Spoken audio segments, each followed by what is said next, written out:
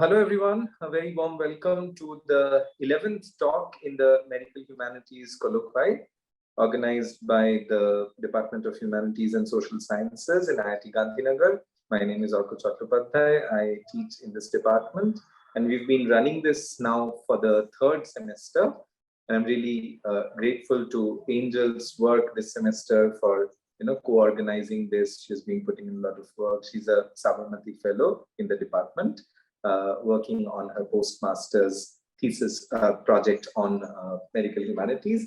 Just to maybe tell you a couple of things about the series. I mean, it's been on for more than 2 semesters. As I said, we've had a range of topics starting from something like theater and medicine and moving into things like cancer history. We've primarily moved around questions of medical culture in literature, but we've also had some investigations into history and sociology and anthropology. Maybe we would like to have more of that in the coming talks. And the idea here is to talk about the humanities questions that are, in a way, moving around the practice of medicine to also philosophize medicine in a certain sense, bring out illness narratives, bring out recovery narratives, questions of symptomatology. We've had talks on mental health, talks on reading habits and connections between the two. And I'm very happy to have a historian today from Sidho Kanho University, Dr. Suvankar Dey, who is going to talk about literature as a kind of historical archive, I suppose, for tuberculosis and representation of tuberculosis in colonial and post-colonial Bengal, possibly. So I'm going to welcome Suvankar, and I'm going to leave this to Angel now to formally introduce him. And we could keep the questions till the end and have a discussion after the talk. Thank you everyone for joining. Thank you. And over to you, Angel. Thank you, sir. Dr. Suvankar Dey is an assistant professor of history at Sidho Kanho Birsha University, Purulia. He has done his Mphil and PhD at the Department of History, Jadavpur University. He has edited 3 books, including Health Has a History, Revisiting Bengal, in the memory of Professors Subhasis, Biswas, and Srilata Chatterjee by KP Bagchi. Thank you for joining us, sir. It's a pleasure to have you here. Thank you. Thank you. Am I audible? Yes. Am I audible? Yes, sir, you're audible. Okay. Okay. Thank you very much, Angel, for this sweet and kind introduction. I'm grateful to IIT Gandhinagar, especially Medical Humanities Colloquy, Professor Anurdhho Trisher Kalame for the kind invitation and giving me this wonderful opportunity to share my thoughts and findings. Okay, can I have a slide, please, Angel? Okay. To begin with the history of medicine, especially the history of medicine in British India, is gradually emerging as one of the major areas of new social history. Scholars both in India and abroad have been engaged in researches on various aspects of medicine of the world in historical context. They talk about relationship between medical knowledge and colonial power, encounter between Western medicine and indigenous society, impact on epidemic disease, mortality, and developing concept of sanitation, hygiene, and public health. Scholars have also discussed the socio-economic and political perspective of disease and medicine also. Now, let me start with the age-old classic debate, the debate among the scholars over the use of literature as a historical tool, since one should distance fantasy from history. However, I argue in order to understand people's mentalities, perspectives, and more importantly, perceptions of the past, literature definitely serves as a fresh light. For the cultural historian, from Lucian Favor to Lynn Hunt, literature is I quote, a reliable window of the past from beyond the clutches of the archives. Now, sometimes lack of materials in archives often leads to unanswered questions. Questions arise like, how do we understand the minds and attitudes of the people who lived in a particular period? Now, in this context, reliability on literature as a source has gained a particular importance. For instance, my favorite historian, Robert Darnton, and others have used popular chapbooks and pornographic literature to write a new social history of late 18th century France. With this framework keeping in mind, the present talk attempts to go beyond the conventional archives with particular focus on tubercular disease and discuss its impact on Bengali literature. I will also find the answer exactly how did Bengali writers view this tuberculosis as a silent killer, as a new agent of death in colonial Bengal, and how does gender figure narrated this particular disease in Bengali literature. Okay, next slide, please. Now, let me first say a few words about the history of this disease shortly, very shortly. Now, tuberculosis has been around for longest time. The disease has killed people for more than 4,000 Suvankar, years. we lost the last 20 seconds or so. 20 seconds, okay. Robert Darnton? Robert Darnton?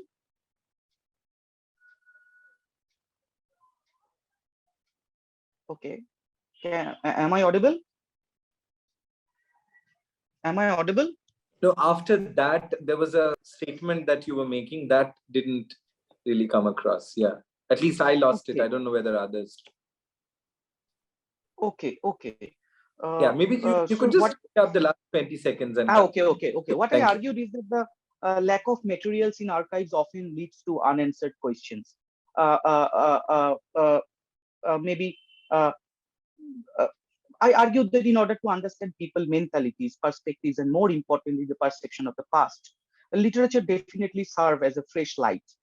For the cultural historian from Lucian Febvre to Lenin Hunt, literature is a reliable window of the past from beyond the clutches of the archives. Now, sometimes lack of material in archives often leads to unanswered questions. The questions arise like, how do we understand the minds, attitudes of the people who lived in a particular period of time? Now, in this context, reliability on literature as a source has gained a particular importance. For instance, Robert Darnton and others have used popular chapbooks, pornographic literature to write a new social history of late 18th century France. With this framework in mind, the present talk, I'll argue, to go beyond the conventional archives with a particular focuses on tubercular disease and discuss its impact on Bengali literature.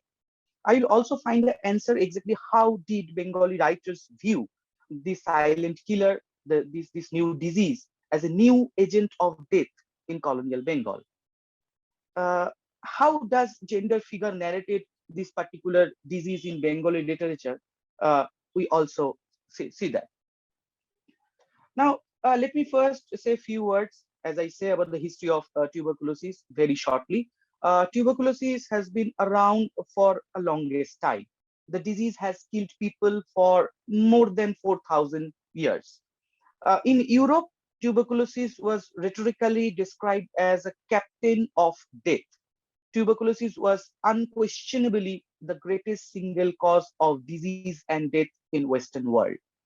Tuberculosis, sometimes mentioned as white plague, was threatening the very survival of European race. Since antiquity, ancient records from throughout the Middle East, including Babylonian spell, Old Testament writings, and the epics of Homer, describes a symptom, signs, and clinical course that could point to pulmonary tuberculosis. In India, next slide, please. Now, in India, tuberculosis was considered to be hereditary in ancient India. Charok, the famous doctor who wrote a medical treatise on Ayurveda, described it as a Raj Yakshma. That means the disease of king. It was called so as it was believed that during the ancient period, only rishis, devas, and rajas suffered from it.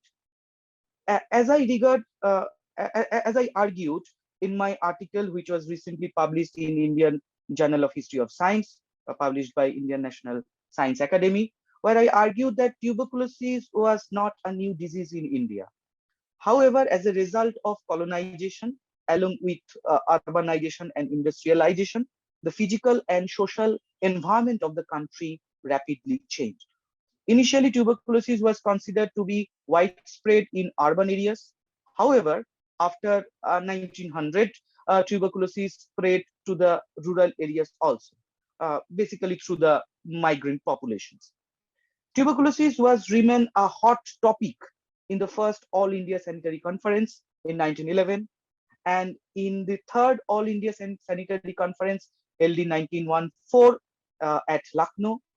Dr. Arthur Lancaster strongly argued that situation of tuberculosis was horrible throughout India and that including Bengal. Now, who is this guy?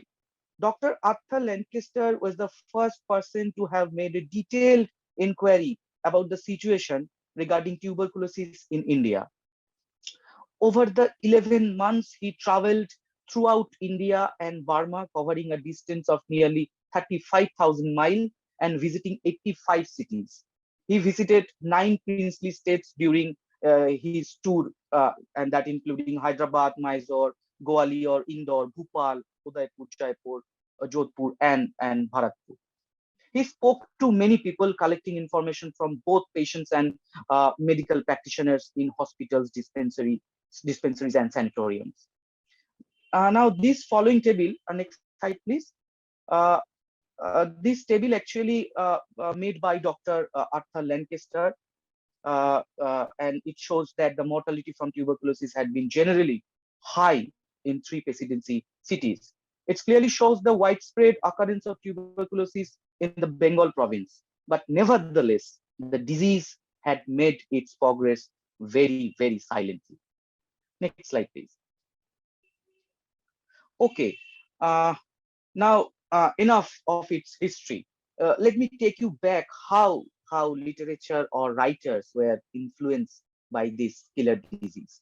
If we look back Europe, tuberculosis, also known as sometimes white plague, phthisis, romantic disease, and that all greatly influenced the literary world of Europe as well.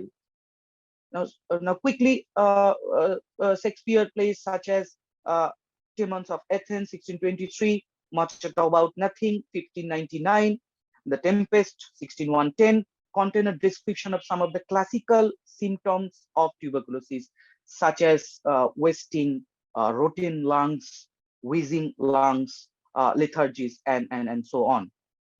In the late 1700s, novelists in England often referred to pale heroines. However, the contemporary writers of the time avoided the term consumption. Jonathan Swift's The Tale of a Tub, 1704, Henry Fielding's Tom Jones, 1749, also have a description of tuberculosis. Clarissa, one of the central characters in Samuel Richardson's famous novel Clarissa Harlowe, or The History of a Young Lady, published in 1748, dies due to tuberculosis, coupled with an unhappy, tragic love affairs. In France, celebrated novel, one of the novel by Alexandra Dumas Fields, depicts the real life story of Maria Duplessis, a kid woman who had what she described as, I quote, one of those diseases that never relent, referring indirectly to tuberculosis. Similarly, Washington Irving writes about semen and their connection with tubercular disease. Catherine Mansfield, in her letters, gives a realistic picture of her conflict with tuberculosis, which ended with vomiting blood. Further, we have Thomas Mann, The Magic Mountain, 1924, and that documents in great detail about the treatment of lung disease, particularly pulmonary tuberculosis, at the beginning of 20th century. Now, next slide. Now, looking back to Bengal, and here we have a famous saying that we live with epidemics. Mari niye ghar kori. People in Bengal, the region infamously known as the hotbed of diseases.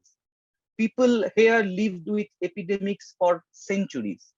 Thousands of lives were wiped out every year from the diseases like cholera, malaria, kalajor, smallpox, and so on.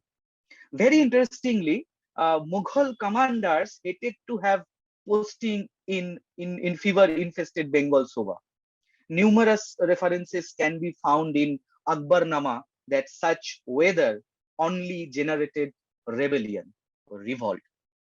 However, the nature of spread of diseases began changing its pace and character with the coming of with the coming of colonialism.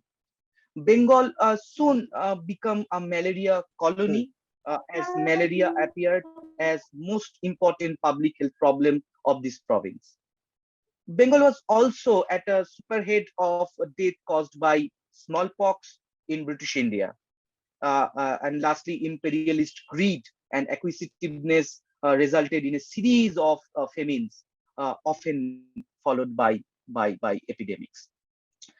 So keeping in mind the aforesaid encounter of Bengal with epidemics, including tuberculosis throughout the 19th and 20th century, the contemporary literary world was deeply influenced by the socio-economic cultural impacts of such epidemics.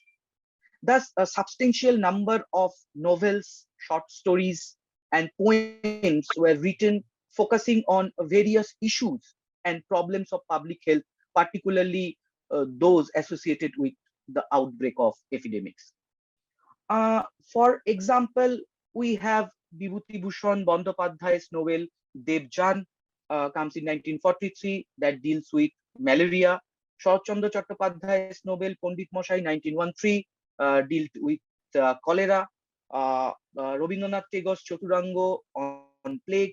Tarashankar Bandyopadhyay's Arogya Niketan 1953 on cholera. These are some of the finest examples of Bengali literature where we find vivid description of epidemics and other public health related matters. Now, it is interesting to note that the manifestation of tuberculosis in Bengali literature were slightly different from those of the other diseases. It was only in 20th century that it come to be widely discussed among the colonial medical doctors and health officers in British India. Although we find tubercular disease predominantly in the literature and the culture of the contemporary European society, there are there are only few mentions of this disease when it comes to Bengali literature. However, even this small presence of tuberculosis in Bengali literature helps us to nuance our understanding about the history of this disease, that most importantly, free from official elucidation or discourse. Next slide. Now, let me start with Tagore. Rabindranath Tagore in his short story Bhai Phota, focusing on emotional human relationship, portrayed a tragic picture of tuberculosis. Onushua, a central character of the story, contracted malaria repeatedly after marriage, and doctor eventually suspected that she had tuberculosis. She knew that she had a limited chances to survive and hence expressed her desire to pass on all her property and her only son Shubodh in the custody of her brother Satyadhan. Tagore has perfectly sketched the description of tubercular body of Onushua from the eyes of Satyadhan. And I roughly translated this one. I quote, I went and saw that this disease of Onu had separated her from this world. It looks like I am watching her from afar. Her body seemed to be completely transparent, and an aura was coming out from inside. The soul consumes all the gross and standing at the door of death in the light of heaven. It seems that the shadow of evening has fallen on her eyes. All my mind went blank today. She seemed like a goddess. Unquote. Now, Unushua died soon after. The orphan Shubodh grew up surrounded with disrespect and negligence. And at the end of the story, the boy also contracted tuberculosis after 5 years of death of her mother, of mother Unushua. The doctor revealed that his vitality was almost gone and the boy had been suffering from this disease for a long time. Interestingly, and very importantly, Tagore linked love, kindness, sympathy, solitude, uh, and human social relations with tuberculosis. In Rabindranath Tagore's another short story, Chuti, we encounter similar tragic incident. In this story, we saw a 13-year-old boy came to Calcutta from the village to his maternal uncle's house. Here, the poet associates the causes of photic illness with long-term mental trauma, scoldings, negligence, and physical assault by the school teacher, by school teacher. The next slide, please. Now, very interestingly, let me allow to speak about the tuberculosis in Tagore's family. Now, tuberculosis occupied a very important place in the history of Tagore's family itself. Rabindranath lost many of his loved ones of this disease. In India, the most important factor in the causes of tuberculosis among girls and young women was early marriage, which subjected immature females to strain of repeated pregnancies and prolonged period of lactation. A child marriage transformed a young wife sometime into a consumptive patient, and thus become a contributory factor in the spread of tuberculosis. Now, child marriage prevailed in Tagore's family too. Here, it is quite surprising that a progressive man like Tagore married off his daughters at young age. For example, Renuka, his second daughter, was married off at the age of 11. After a few years, she contracted tuberculosis. Tagore took her to Almora in the hills of United Province for sanatorium treatment. Renuka used to take rest all the time under the pine trees. However, she could not recover and started vomiting blood. The poet used to recite new poems to her daughter so that she could forget her pain. Eventually, she died in 1903. In the couple of years after 1917, his elder daughter Madhuri Lotta, also known as Bela, caught tuberculosis. Similarly, it is generally believed that in the poem Palatoka, Tagore indirectly sketched the portrait of Bela, and I translated the 4-line quote. Whatever the doctor says, just open the windows. Let the air in. Don't say that she is not there. Medicine, she gave up taking medicine.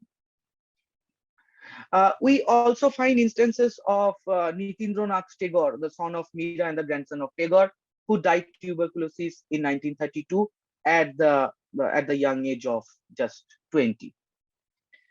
Next slide, please.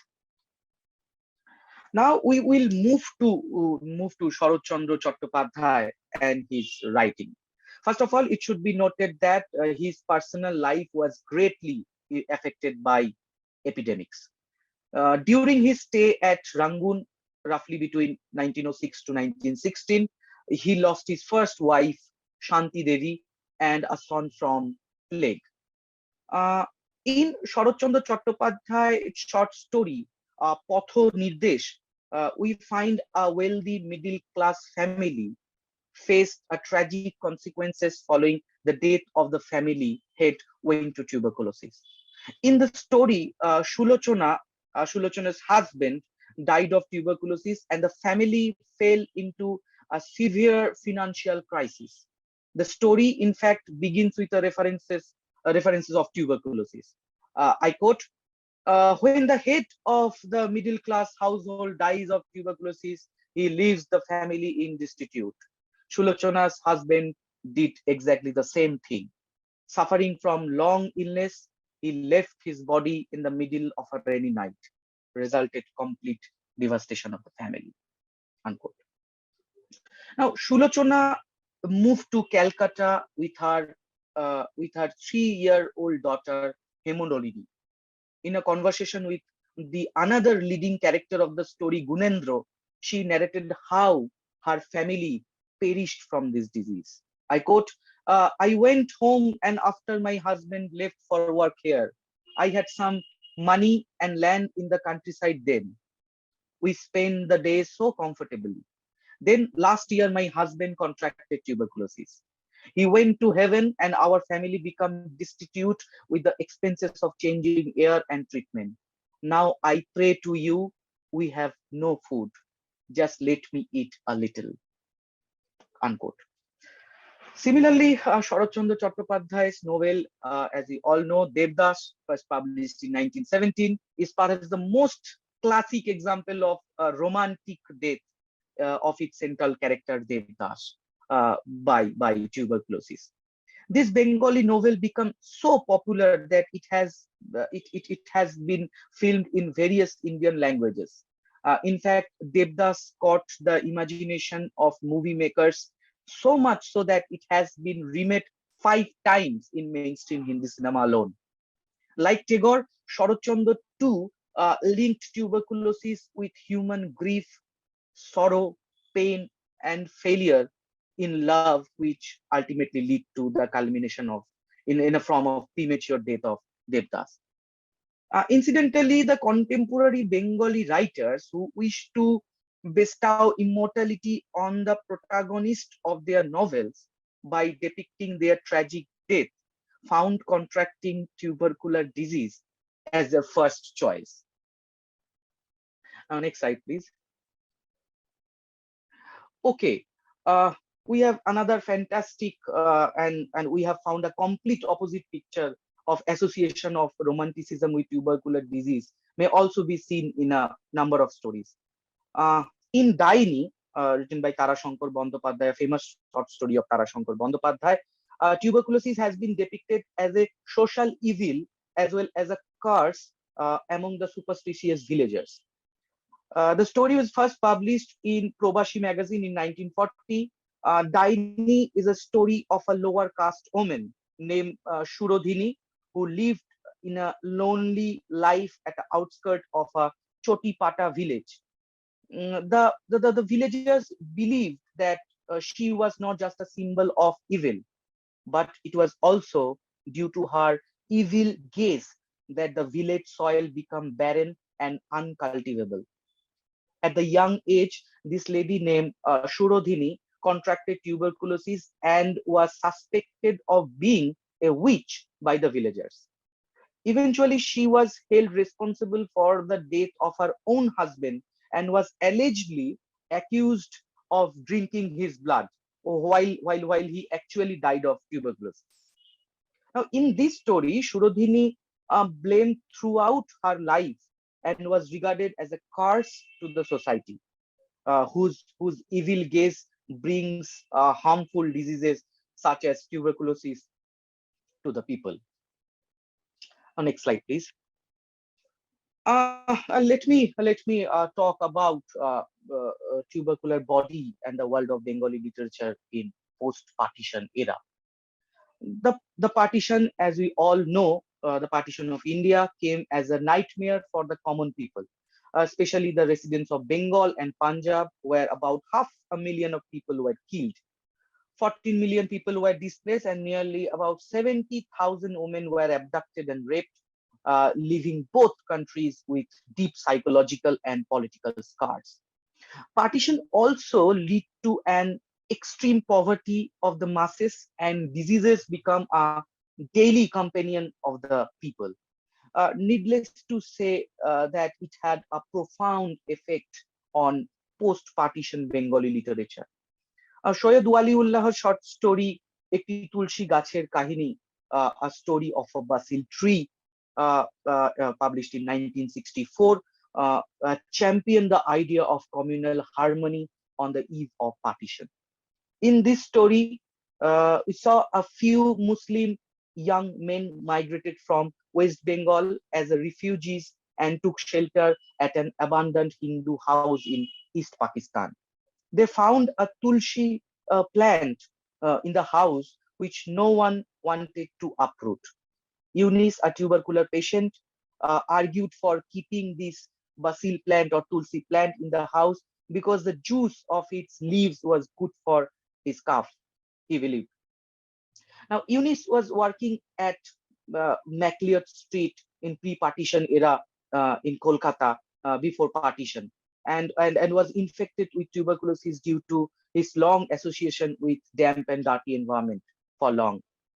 And I quote, uh, uh, that place was always filled with smells of leather, and it was so strong that even the stench of a street drain did not reach the nose, or it was difficult to find the dead body of a rotten cat or mouse in the corner of the house.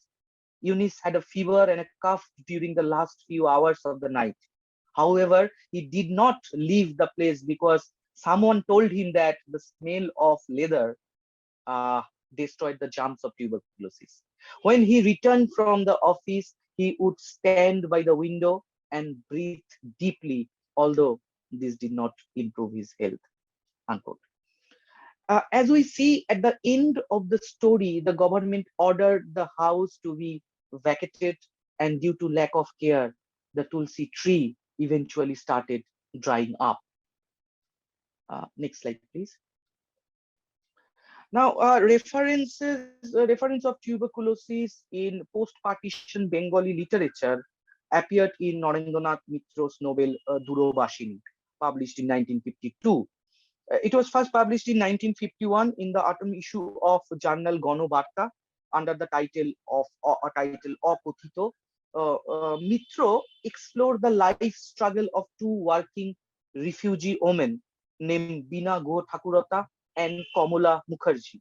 Both of them worked at Calcutta Telephone Exchange as telephone operators. While Bina was single, Kamala was married. The opposition of Binoy Banerjee, Kamala's husband, to her working outside the home, coupled with physical abuse, and ultimately forced Kamala to leave him and return to her parents, whom she then supported financially. She began to work hard, lived in a dirty condition, and eventually contracted pulmonary tuberculosis, leading to her death. Kamala's tuberculosis is indicative not only of widespread presence of that disease in West Bengal, but it is also a metaphor for her entrapment within family where there is no air left for her to breathe, and she suffocates to death. Kamala's role as the breadwinner of the family ultimately destroyed and killed her.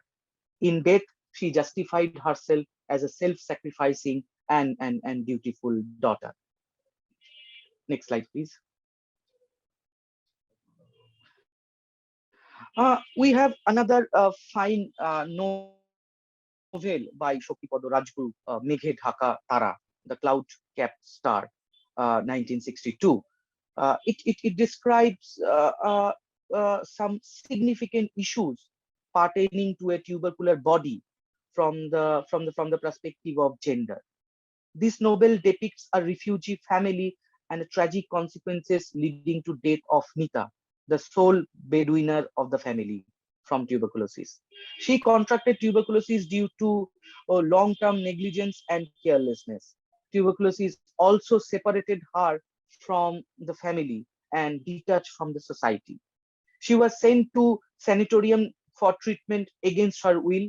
The novel ends with a tragic death of Nita.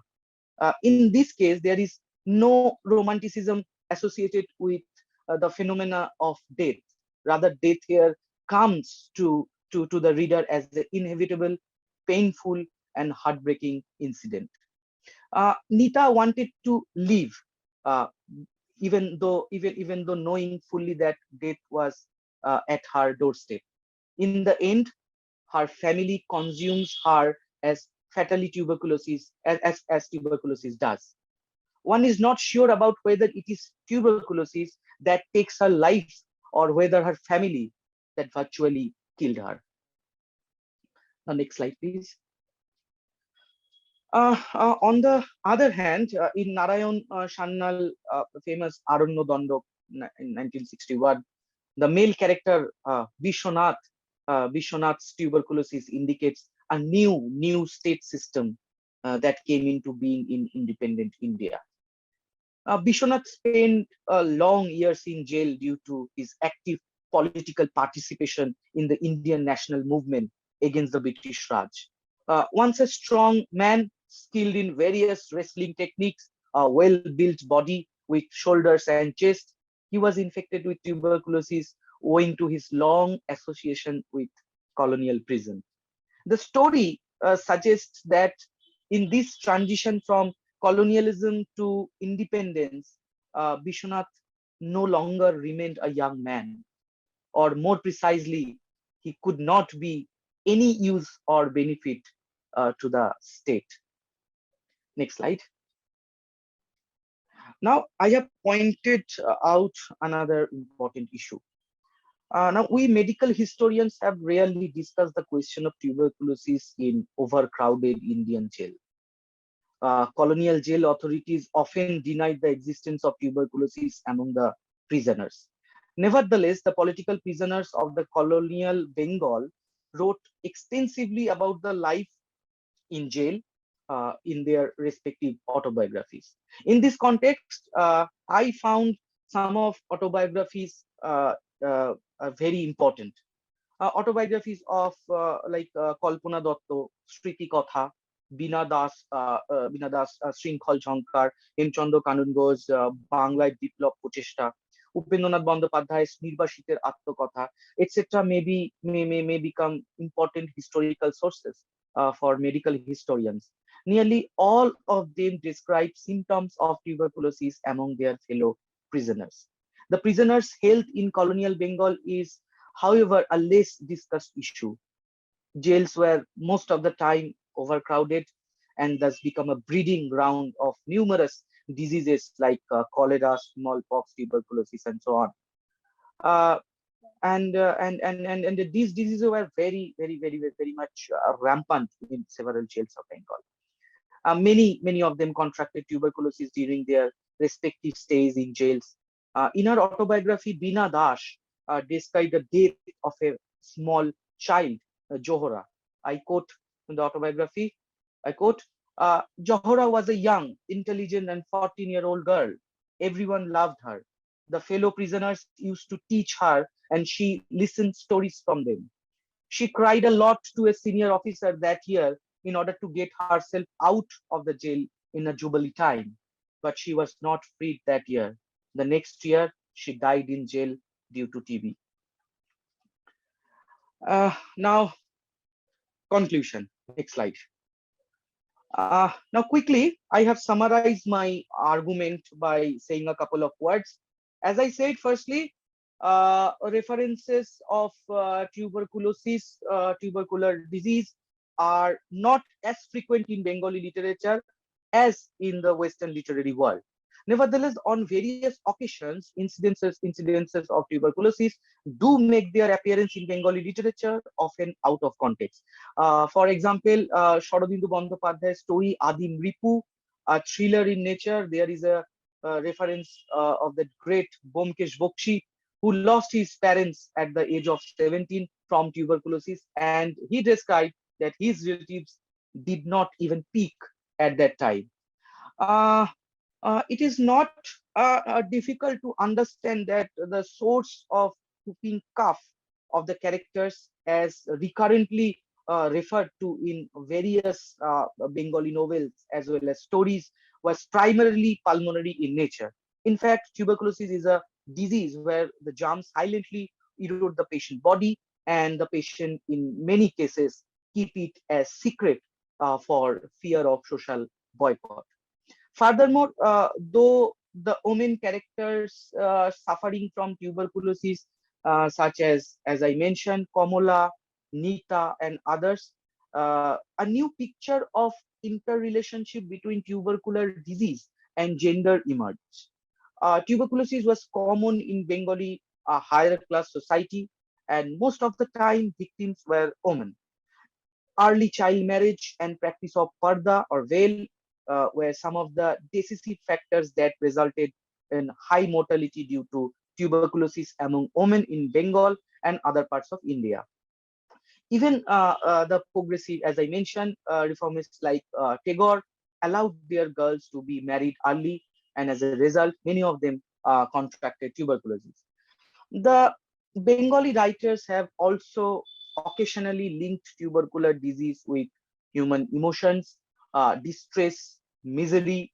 In fact, the association of this disease with social prejudice, economic inequalities, poverty, and so on, depicted in Bengali literature was by and large valid. The study of Bengali literature nuance our understanding of this disease. However, like European literature, in Bengali novels and stories too, death by tuberculosis was glorified and often romanticized as shown above. However, some references can be found where tuberculosis or tubercular body has been depicted as a curse and death from it as painful. Though what is important for us is that the lens of literature easily overcomes the limitation of colonial archives.